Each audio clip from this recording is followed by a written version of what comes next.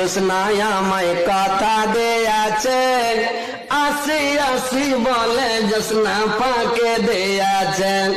তুমি জোসনা হে তা দিয়াছিলে কাটা, তোমার না দেখলে আমার প্রাণে লাগে ব্যথা।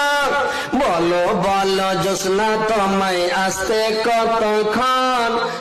আল্লাহ তাআলা গান বাজনাকে হারাম করেছেন। সূরা লোকমান 31 নম্বর সূরা আয়াত নম্বর 6, বাইহাকি মিশকাত 4503 নম্বর হাদিস।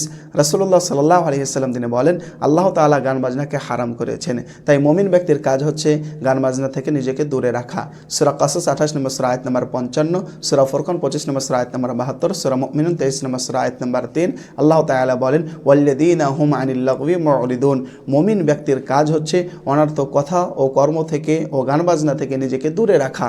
রাসূলুল্লাহ সাল্লাল্লাহু আলাইহি ওয়াসাল্লাম গানের আওয়াজ শুনতে পেলে তিনি কানে আঙুল দিয়ে পালিয়ে যেতেন। সাহাবা একরাম গানের আওয়াজ পেলে কানে আঙুল দিয়ে পালিয়ে যেতেন। সুনান আবু দাউদ 4924 নম্বর হাদিসে কথা বলা রয়েছে। আর সেই নবীরই উম্মত টাকা দিয়ে ভাড়া করে নিয়ে এসে স্টেজে গান শুনছে, এর চাইতে অজ্ঞতার কি হতে পারে? আর এই বক্তা সম্পর্কে রাসূলুল্লাহ সাল্লাল্লাহু আলাইহি ওয়াসাল্লাম সহিহ মুসলিম শরীফের 213 নম্বর হাদিসের মধ্যে বলেছেন, ইয়াবিউদিনাহু বিআরাদিম মিনাদ দুনিয়া। কিয়ামতের পূর্বে মানুষ ধর্মকে বিক্রি করে খাবে।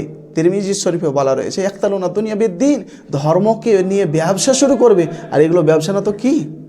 যেমন জিনার মাধ্যমে ইনকাম করা হারাম, এই ধরনের বক্তাকে ডেকে যুবক যুবতীকে গান শুনিয়ে আদায় করাও হচ্ছে হারাম।